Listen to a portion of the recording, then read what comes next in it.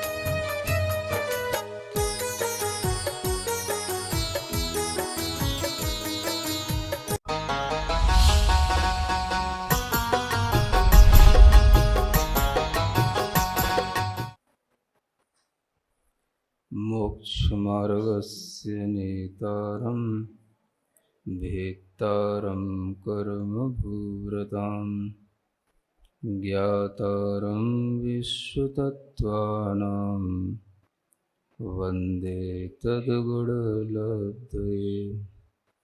देवादिदेव आदिम तीर्थंकर श्री ऋषभनाथ भगवान की, वर्तमान शासन नायक श्री वर्धमान महावीर भगवान की, परम पूज्य आचार्य गुरुवर श्री विद्यासागर जी महाराज जी की। तत्पर सूत्र ग्रंथराज में चतुर्थ अध्याय का वर्णन चल रहा है।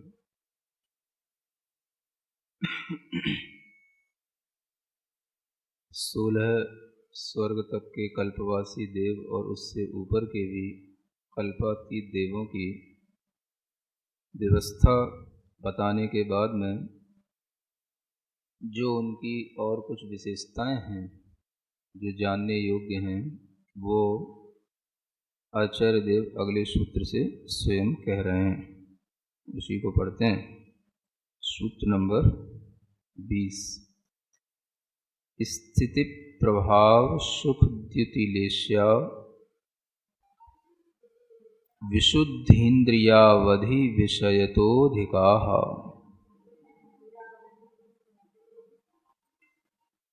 ये चीज़ें बताई जा रही हैं। स्थिति है, प्रभाव है, सुख है, द्युति है, लेश्या है, लेश्या विशुद्धि एक शब्द है, और इंद्रियों का विषय, अवधि ज्ञान का विषय। इनसे ये सभी देव अधिका माने अधिक अधिक हैं। यानी नीचे से ऊपर तक के जो देव हैं, ये सब इन दृष्टियों की अपेक्षा से अधिक अधिक चीज़ों वाले होते जाते हैं। स्थिति कहते हैं जो उन्हें आयु मिली है, जितने समय तक वह उस देव पर्याय में रहेंगे, वह उनकी स्थिति कहलाती है। प्रभाव एक तरह से शाप और अनुग्रह की शक्ति का नाम प्रभाव कहलाता है। कौन देव कितना शाप दे सकता है किसी को, कौन देव कितना अनुग्रह करता है किसी के ऊपर, यह शक्ति उनकी अलग अलग होती है और यह भी ऊपर ऊपर अधिक अधिक होती चली जाती है। सुख का मतलब जो वहाँ पर उन्हें अपने अंदर साता वेदनी आदि के माध्यम से सुख की अनुभूति होगी, वह सुख भी उनका बढ़ता हुआ ऊपर ऊपर होता है। द्युति का मतलब हो गया उनकी कांति, जो उनके शरीर की कांति है। देह के अलावा जो देह पर धारण किए गए वस्त्र होते हैं, आभूषण होते हैं, मुकुट आदि होते हैं, इन सब की भी कांति को यहाँ पर ग्रहण किया जाता है और यह सब भी ऊपर ऊपर के देवों में अधिक अधिक बढ़ती हुई होती है। लेश्या विशुद्धि यानी लेश्याओं में और विशुद्धता आना।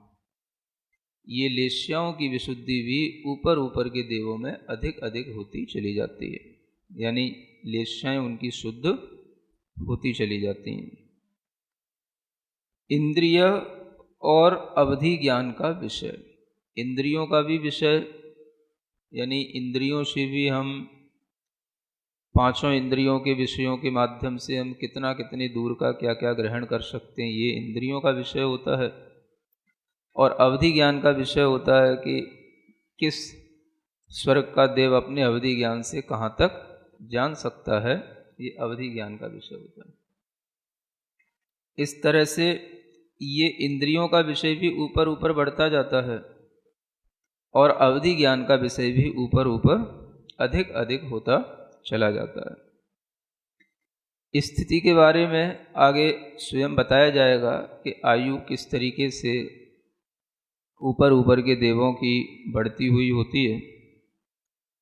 प्रभाव के बारे में जब कहा जाता है तो वह प्रभाव माने शाप और अनुग्रह की शक्ति के साथ साथ जितने क्षेत्र में इनका प्रभाव रहता है उतने क्षेत्र तक के जीवों का वह अच्छा भी कर सकते हैं और बुरा भी कर सकते हैं, है ना।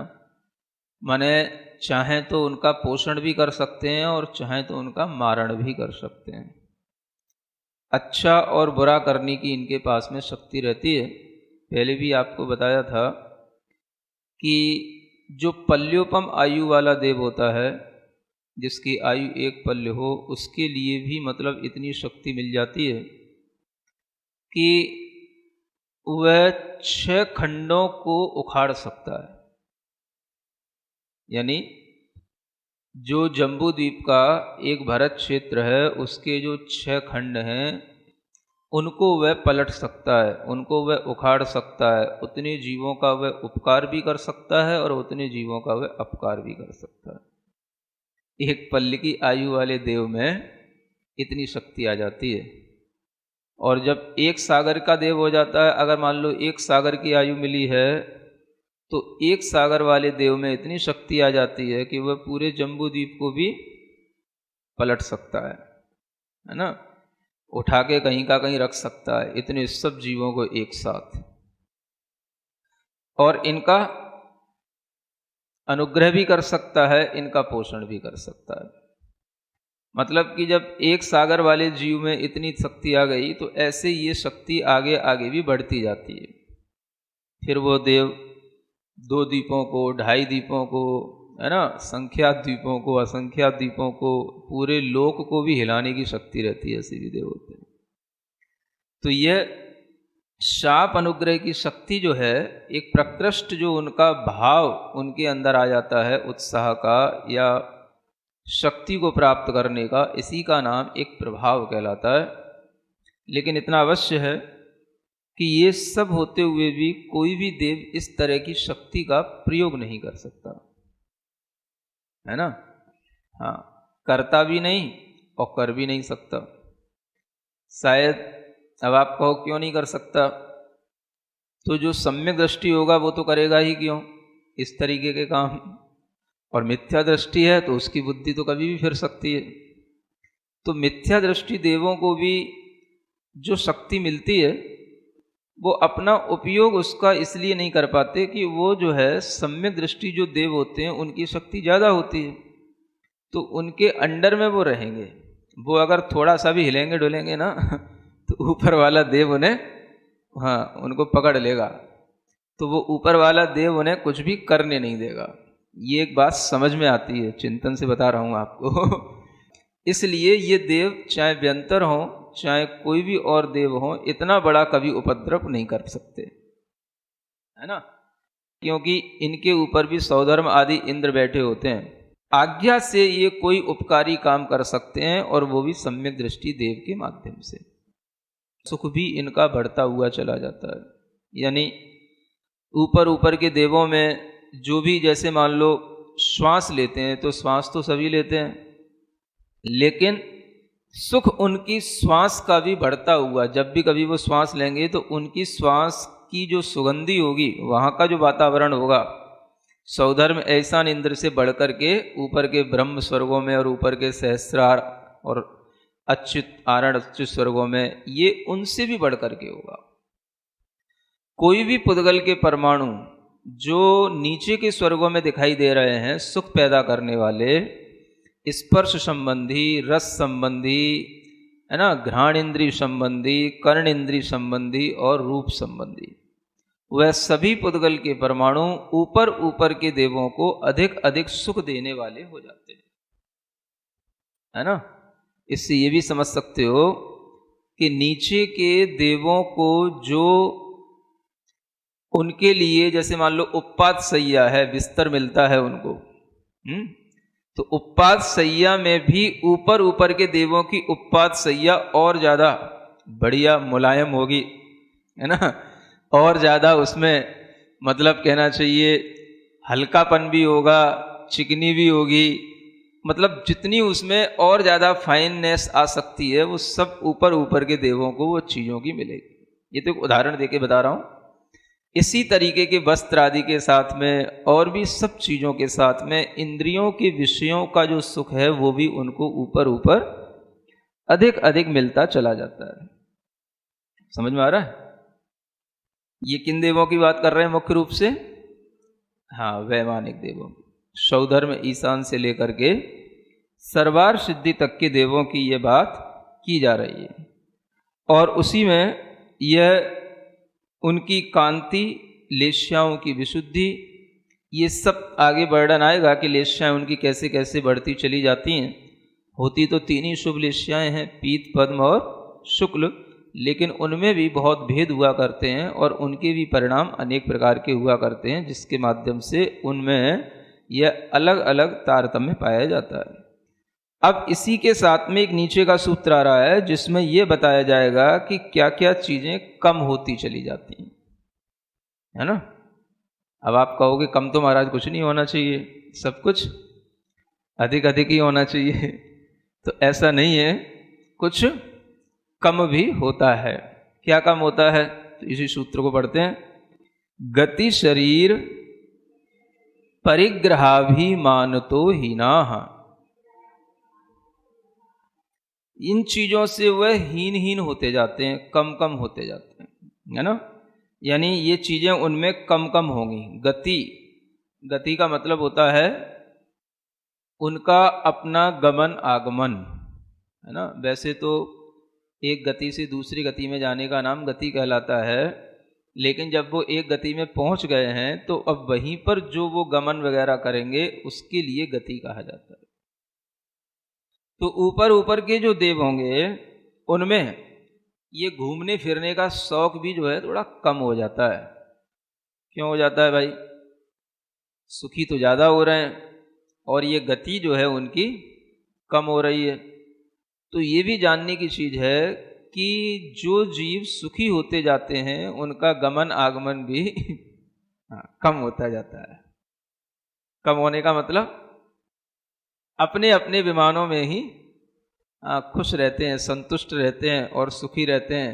और कहीं पर अगर चले भी जाते हैं तो उन्हें ये भी लगने लग जाता है कि ये भाग दौड़ जो है कोई ज़्यादा सुख नहीं देती है, और ये जो जिनकी लेश्याएँ हल्की हैं या जिन्हें कहीं ज़्यादा यहाँ सुख नहीं मिल रहा है तो वहाँ सुख मिलेगा, इस तरीके की जिनके अंदर आकुलता पड़ी रहती है, वो भागा दौड़ी ज़्यादा करते हैं।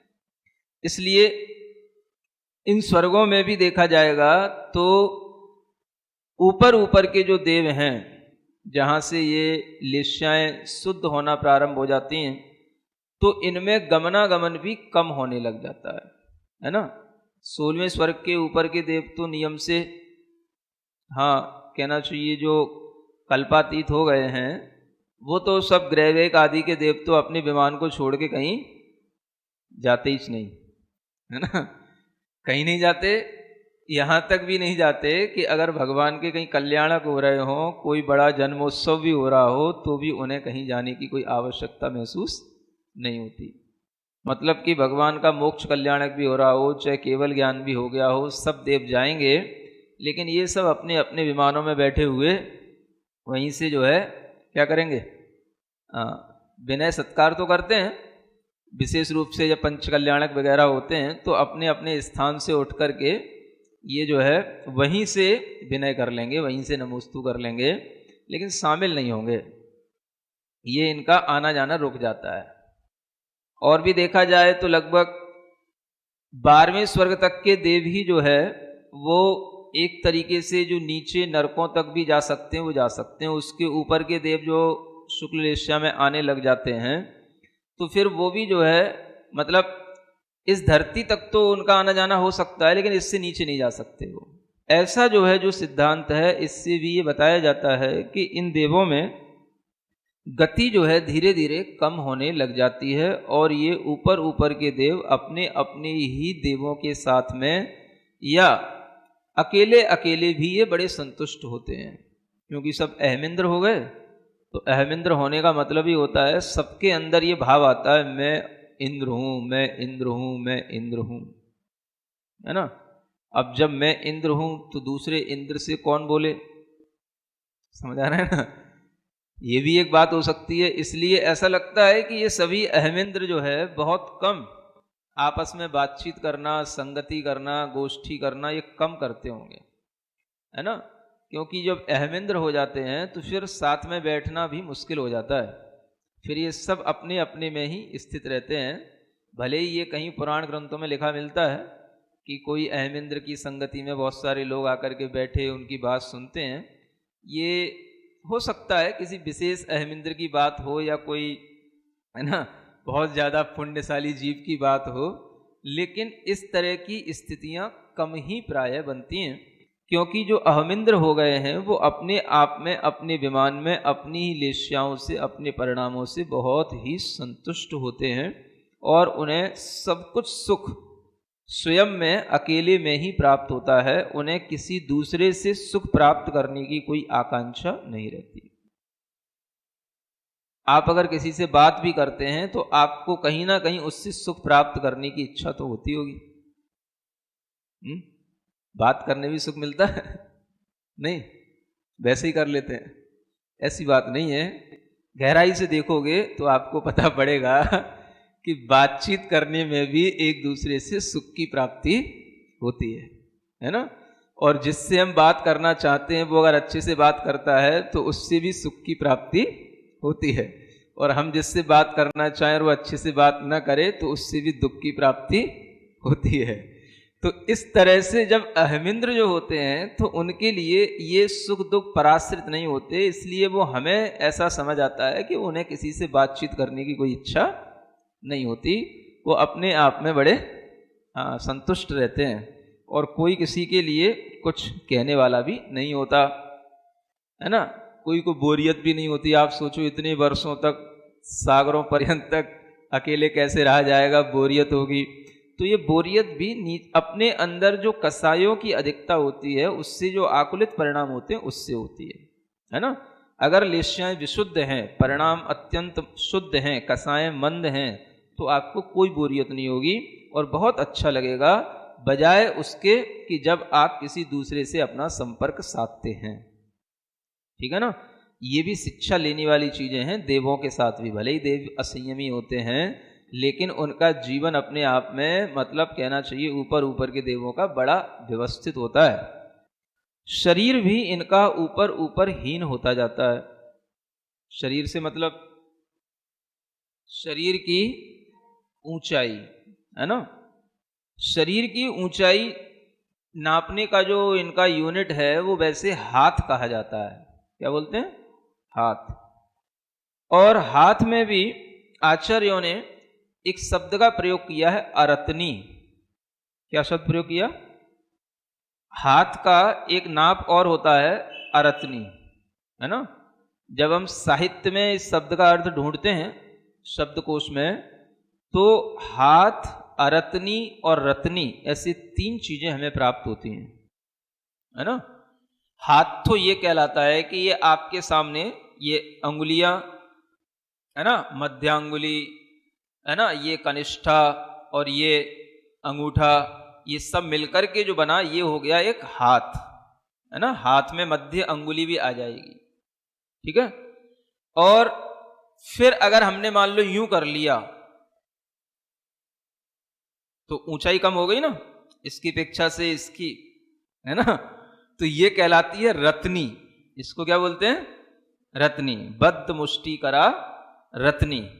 और अगर हमने यूं कर दिया, अरत्नी इसको बोलते हैं।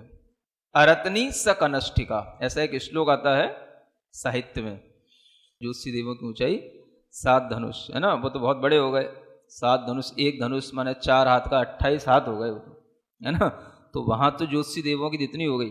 और इधर जो है ये कम कम होना शुरू होगी। तो सौदर में ऐसान स्वर्ग में भी ये 7 अरत्नी प्रमाण होती है, ठीक है। सानत कुमार महेंद्र में ये 6 अरत्नी रह जाएगी। फिर उसके बाद में सानत कुमार महेंद्र, फिर ब्रह्म, ब्रह्मोत्तर और लांतव कापिष्ठ। इन 4 में यह एक और कम कर दो तो 5 अरत्नी प्रमाण रह जाएगी, ठीक है ना। लांतव कापिष्ठ। इसके बाद में शुक्र, महाशुक्र, शतार और सहस्रार। इन 4 में यह 4 अरत्नी प्रमाण रह जाएगी। बस यहां तक सहस्रार स्वर्ग तक आए तो एक एक कम होता गया, है ना। फिर सहस्रार के बाद में ये विभक्ति टूट गई, है ना। तो एक बार गुरु महाराज ने चिंतन दिया था, आचार्य महाराज ने, कि देखो यहां सहस्रारेषु ऐसा जो विभक्ति टूटी है, इसका भी एक कारण यह है कि यहां से जो आगे के देव हैं उनकी आयु अब आधा आधा अरत्नी घटेगी। अभी तक अपन एक एक अरत्नी घटाते थे। तो यहां से जो है मतलब सहस्रार के बाद में अब आनत, प्राणत, इनकी आयु रह जाएगी 3.5। हम कह रहे आयु, अवगाहना, है ना। देह की अवगाहना माने ऊंचाई, है ना, उत्सेद, इन शब्दों का प्रयोग करना। तो ये कितनी रह गई? 3.5। आनत प्राणत में, फिर आरण अच्युत में और आधी कम कर दो तो रह गई 3, ठीक है ना। आनत प्राणत आरण अच्युत तक पहुंच गए। अब इसके आगे नवसु ग्रैवेकेशु, जो 9 ग्रैवेक होते हैं उनके 3 भेद बताए थे, है ना। एक कहलाते हैं अधोग्रैवेक, और एक मध्य ग्रैवेक, और एक ऊर्ध्व ग्रैवेक। और ये तीनों में 3-3 की ये 3 पट्टियां ऐसी होती हैं, 3-3 की, है ना।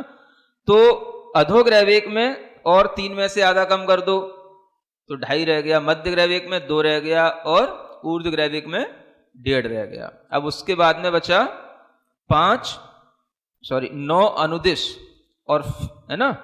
और उन 9 अनुदिश विमानों में भी कितना? 1.5 का ही रहेगा। और जो अनुत्तर विमान आएंगे 5, उनमें 1 हाथ प्रमाण शरीर रह जाएगा, है ना। तो आप देखो ये देवों की एक अपने आप में अलग विशेषता है। ऊपर ऊपर के देवों की हाइट कम होती जा रही है। कम हाइट वाला आपको आदमी अच्छा नहीं लगता हो, है? लेकिन सुखी तो रहता है, ऐसा लगता है। शरीर के बाद में फिर देखो क्या हीन कह रहे हैं? परिग्रह। हाँ? शरीर छोटा है, शरीर में भी हीनता है, तो परिग्रह में भी हीनता है। समझ आ रहा है? और शरीर के बाद जो परिग्रह शब्द रखा है, तो ये भी इसलिए बताया जाता है कि शरीर से ही परिग्रह जुड़ा हुआ है, इसलिए पहले शरीर का नाम लिया, फिर बाद में परिग्रह का नाम लिया। शरीर है तो बाकी सब परिग्रह है, और शरीर ही मुख्य परिग्रह है वैसे देखा जाए तो, बाकी का परिग्रह बाद में है। तो कहीं ऐसा तो नहीं कि ये शरीर का परिग्रह भी उनके लिए कम कम कम कम होता जाता है ना। जिसकी हाइट कम हो गई तो उसकी सब जो है अवगाहना, हेल्थ मेल्थ सब कम होगी। हेल्थ से मतलब बाहर का स्थूलपना, वो कम होएगा, तो वो भी एक परिग्रह है। ज्यादा डील डॉल हो जाना, मोटा ताजा हो जाना, और ये जो है ना जबरदस्ती का भार बढ़ाते रहना आत्मा के ऊपर, है ना, ये भी परिग्रह ही समझना चाहिए। और शायद इसीलिए ये देव लोग ऊपर ऊपर जो है कम कम उत्सेद वाले होंगे, तो उनकी ऊंचाई कम होगी, तो उनका आकार तो समचतुरस्र होता है। समचतुरस्र संस्थान माने बिल्कुल सिमेट्री के साथ नपे तुले, नाभि से लेकर के ऊपर तक के अवयव और नीचे तक के अवयव बिल्कुल बराबर लेंथ के होते हैं। लेकिन ये भी बताया गया कि ऊपर उनके पास में जो चीजें होंगी वो सब अधिक अधिक, है ना, मतलब कहना चाहिए लाइटेड होंगी, अधिक अधिक अच्छी क्वालिटी वाली होंगी। अब मतलब उनका स्पर्श, रस, गंध सब अच्छा होगा। अब जैसे मान लो वस्त्र पहन रहे हैं, या आभूषण पहन रहे हैं, तो ऊपर के देवों के जो वस्त्र और आभूषणों की जो लाइट होगी, डिलाइटनेस होगी, वो नीचे वाले देवों की नहीं होगी, और उनका जो स्पर्शन होगा या उसका जो क्वालिटी होगी वो नीचे वाले देवों को प्राप्त नहीं होगी। तो परिग्रह में ये भी देखना होगा कि नीचे वाले देव हो सकता है एक बार में कई बार वस्त्र बदलते हो, है ना, वो तो सब विक्रिया से उन्हें मिलता है, तो वो कितना भी कुछ कर सकते हैं। और बहुत सारा उनके पास में जैसे वाहन हैं, बहुत सारे बाहर की जो चीजें हैं वो उनके पास में बहुत सारी होंगी, लेकिन ऊपर ऊपर के देवों में वो सब बड़ी लिमिट से होंगी, और वो सब जो है जितनी होंगी वो अच्छी क्वालिटी की होंगी, वो क्वालिटी नीचे वाले देवों के पास नहीं होगी, भले ही नंबर ऑफ आर्टिकल्स जो हैं वो उन देवों के पास ज्यादा हो, ये हो सकता है। ये चीज जो है अपने आप में बताती है कि जो सुखी जो जीव होते हैं वो कम चीजें रखते हैं लेकिन अच्छी चीजें रखते हैं। सीखो तो कुछ तो ये क्वालिटी मेंटेन करने वाली चीज जो है उनके अंदर अपने आप ऊपर ऊपर वाले देवों को स्वतः उनके पुण्य से प्राप्त होती है, ना करनी भी नहीं पड़ती है ना। तो ये उनकी परिग्रह की कमी। और फिर देखो सबसे बड़ी बात क्या लिखी है, अभिमान तो हीना, है ना, अभिमान भी उनका कम होता है। क्यों होता है?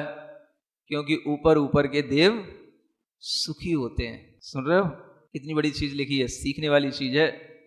दुख का बहुत बड़ा कारण क्या है? अभिमान का अधिक होना। अभिमान कम होता है तो अंतरंग से सुख मिलता है, भीतर से आदमी को किसी भी तरह की बेचैनी नहीं होती। अभिमान कम होता है तो वह अपने अंतरंग में कोई किसी से कोई तुलना का भाव भी नहीं रखता है। लोभ लालच भी कम हो जाएगा, क्योंकि अभिमान से ही लोभ बढ़ता है। हम अपनी चीजों को बढ़ाएंगे, लोभ करेंगे, अभिमान बढ़ाएंगे, अभिमान बढ़ेगा तो हमें लगता है हम सुखी होंगे। लेकिन भीतर से इसको ऊपर वाले सूत्र से मैच करना चाहिए कि अगर उनकी लेश्याओं की विशुद्धि है तो हमें ऐसा लगता है कि उनके अभिमान की कमी के कारण से ही है।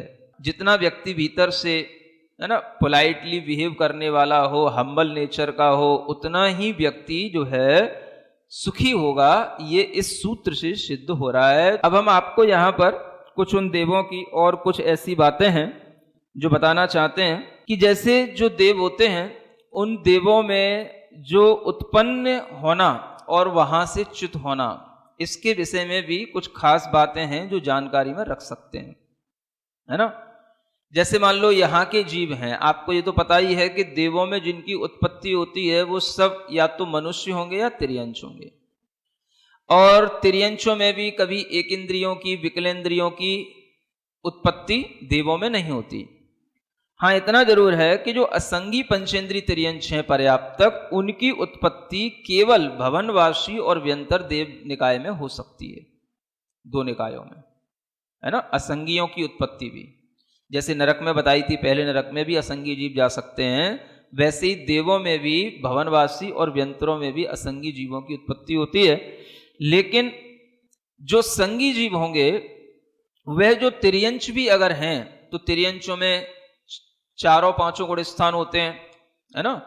तो उन पंचेंद्रीय संगी तिर्यंशों में मान लो पहले गुण स्थान वाले जीव हैं, दूसरे गुण स्थान वाले जीव हैं, तो ऐसे जीव जो हैं मिथ्या दृष्टि जीव कहलाए। तो ये जीव भी ऊपर 12वें स्वर्ग तक जा सकते हैं। और अगर मान लो वो संगी पंचेंद्रीय पर्याप्तक तिर्यंश चौथे गुण स्थान वाले हुए तो वो भी 12वें स्वर्ग तक जा सकते हैं। और जो 12वें स्वर्ग तक जाएंगे तो जो चौथे गुण स्थान वाले होंगे, माने सम्यक दृष्टि हो गए, तो जो सम्यक दृष्टि होगा तो वो नीचे के भवनत्रिक में कभी उत्पन्न नहीं होगा, माने वो पहले स्वर्ग से 12वें स्वर्ग तक ही उत्पन्न होगा, ऐसा। और 5वें गुण स्थान वाला अगर कोई तिर्यंश होता है तो वो 16वें स्वर्ग तक भी जा सकता है ना। जैसे यहाँ के श्रावक हैं, श्राविकाएं हैं, 5वें गुण स्थान वाले यदि हैं तो वो कहाँ तक जा सकते हैं? पहले स्वर्ग से 16वें स्वर्ग तक उनकी उत्पत्ति हो सकती है। और जो मिथ्या दृष्टि होंगे या सासाधन सम्यक दृष्टि होंगे, ऐसे जो तिर्यंश या मनुष्य होंगे, वो पहले दूसरे गुण स्थान वाले जीव वो भवनत्रिक में उत्पन्न होंगे। और वह भवनत्रिक में उत्पन्न होने के साथ साथ ऊपर वाले देवों में भी उत्पन्न हो सकते हैं। लेकिन भवनत्रिक में उत्पन्न होने वाले तिर्यंश और मनुष्यों में ये पहले दूसरे गुणस्थान वाले ही होंगे। तो इन गुणस्थानों के अनुसार मनुष्यों की, त्रियंशों की उत्पत्तियां तो वहां होती हैं, इनको भी ध्यान में रखना। और ये भी आप जानते हो, बताया गया था तीसरे अध्याय में कि जो भोग भूमि के जीव होते हैं वो भी नियम से देव ही बनते हैं। तो उनमें जो मिथ्या दृष्टि देव होंगे वो तो भवनत्रिक में उत्पन्न हो जाते हैं, लेकिन जो सम्यक दृष्टि देव होते हैं वो केवल पहले और दूसरे स्वर्ग तक ही जा पाते हैं, है ना। इससे ज्यादा भोग भूमि के जीवों को ऊपर जाने का अवसर नहीं है। कर्म भूमि के जीव ऊपर जा सकते हैं, समझ आ रहा है। तो कर्म भूमि के जीवों में जो मनुष्य हैं, तो वो मनुष्य मान लो अगर पहले दूसरे गुणस्थान वाले हैं तो वो कहां से कहां तक जा सकते हैं, तो भवनत्रिक से लेकर के पहले दूसरे गुणस्थान वाले जीव 9वें ग्रहवेग तक जा सकते हैं। मनुष्य हैं, मनुष्यों की उत्पत्ति 9वें ग्रहवेग तक हो सकती है मिथ्यात्व के साथ में।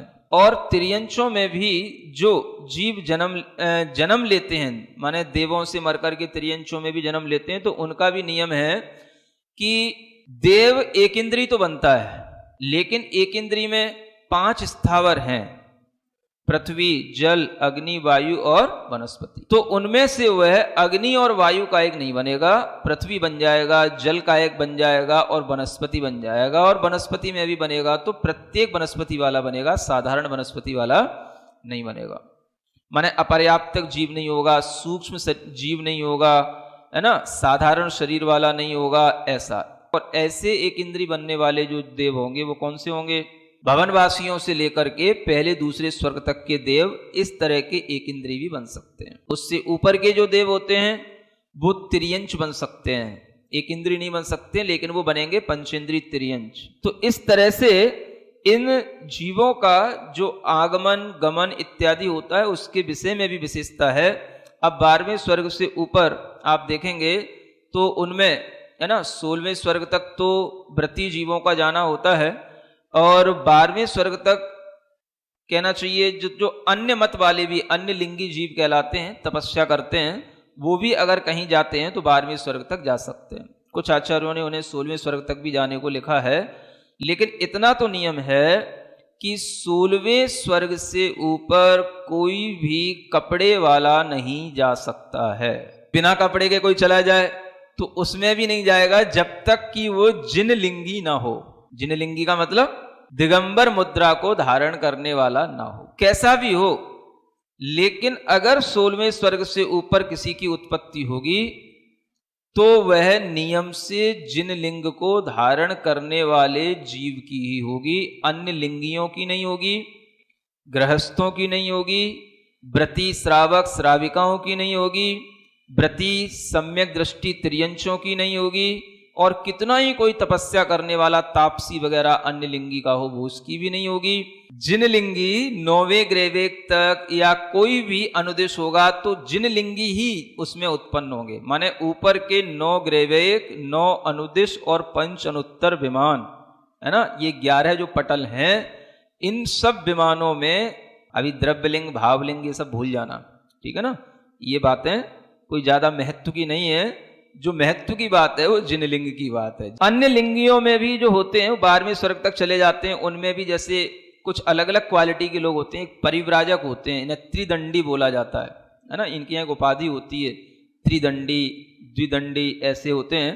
तो त्रिदंडी जो ये होते हैं ये ब्रह्म स्वर्ग तक चले जाते हैं, और जो तापसी होते हैं ये अधिकतर ज्योतिष देवों तक ही इनका गमन बताया। तापस माने ऐसे पंचांगनी तप करने वाले, जैसे कि वो संबर नाम का देव हुआ था ना, पार्श्वनाथ भगवान का नाना, है ना, हाँ वो महीपाल नाम था, हाँ, तो वो जो है ज्योतिषी देव बन गया। इस तरीके से इनकी अधिकतम स्थिति यही बनती है। कई लोग पूछते हैं कि हम वर्तमान में कहाँ तक, कौन से स्वर्ग तक उत्पन्न हो सकते हैं। अब देखो, जो ये नियम है कि 5वें गुणस्थान वाले भी 16 स्वर्ग उपजायो, है ना, यानी 16वें स्वर्ग तक पहुंच जाते हैं। तो वर्तमान में चाहे जिन लिंगी हो, चाहे श्रावक लिंगी हो, चाहे श्राविका लिंग वाले हो, समझ आ रहा है, या सम्यक दृष्टि हो या मिथ्या दृष्टि हो, वर्तमान में जो भी जीव कहीं पर देवों में उत्पन्न होंगे तो उनके अंदर सम्यक दर्शन मिथ्या दर्शन से अंतर तो पड़ेगा, लेकिन इससे भी ज्यादा अंतर पड़ता है संक्लेश और विशुद्धि का। और संक्लेश विशुद्धि का मतलब ही है लेस्या विशुद्धि, है ना, या लेस्याओं में संक्लेश या लेस्याओं की हीनता। तो लेस्याएं जैसी होंगी उसके अनुसार उत्पाद होता है। और लेस्याओं के साथ साथ एक फैक्टर और काम में आता है जिसका नाम है संघनन, है ना। क्या बोलते हैं? संघनन। सेनन माने शरीर की शक्ति। अब मान लो कोई 5वें गुण स्थान वाला है या जिनलिंगी है, तो कभी भी 16वें स्वर्ग से ऊपर तो बात संभव ही नहीं है। क्यों नहीं है? क्योंकि वर्तमान में वैसा सेनन होता नहीं है। जो वज्र वृषभ नाराज सेनन वाले होते हैं वो 5 अनुत्तर विमानों तक उत्पन्न हो जाते हैं। अब सेनन के हिसाब से आपको वर्गीकरण करके बताते हैं। फिर दूसरा सेनन वज्र नाराज सेनन होता है, तो इनकी उत्पत्ति जो होती है वो अनुत्तर के नीचे जो 9 अनुदिश हैं वहां तक ही होगी। तीसरा होता है नाराज सेनन। ये नाराज सेनन वाले 9 ग्रह वेग तक जा सकते हैं। तो मतलब ये 3 जो ऊपर के सेनन हैं ये तो उत्कृष्ट सेनन कहे जाते हैं, ये तो वर्तमान में होते ही नहीं। अब उसके बाद जो सेनन आता है अर्ध नाराज सेनन, उसके साथ में कोई जीव है तो वो 16वें स्वर्ग तक जा सकता है। अब ये 3 सेनन संभावित हैं। अर्ध नाराज के साथ में 16वां स्वर्ग है। उसके बाद में आता है कीलक सेनन, है ना, उसके साथ में 12वां स्वर्ग है। और जो अंत में आता है असंप्राप्ता श्रीपाटिका सेनन, उसके साथ में वह 8वें स्वर्ग तक भी उत्पन्न हो सकता है। समझ में आ रहा है? तो स्वर्गों में उत्पन्न होने के लिए ये सेनन भी चाहिए और फिर उसी के अनुसार पीत पद्म शुक्ल लेस्याएं भी होनी चाहिए और फिर उसी के अनुसार मिथ्यात्व या सम्यक्त्व का जैसा भाव होगा, आयु का बंध भी उन स्वर्गों में कमती बढ़ती रूप में वैसा होगा। तो ये सब चीजें मिलकर के वहां स्वर्ग में उत्पत्ति का कारण बनती हैं। सिरिजिण वाणी जग कल्याणी जग जन मदतम मोहरी जनमण हारी गढ़हर हारी जम जरा भव रोग हरि तिथ्य राणम दिव्य झुणिम जो पड़ई सुणई मय्ये धारई राणम सौख मणंतम धरिय सासद मोक्ष पदम पावई सासद मोक्ष पदम पावई।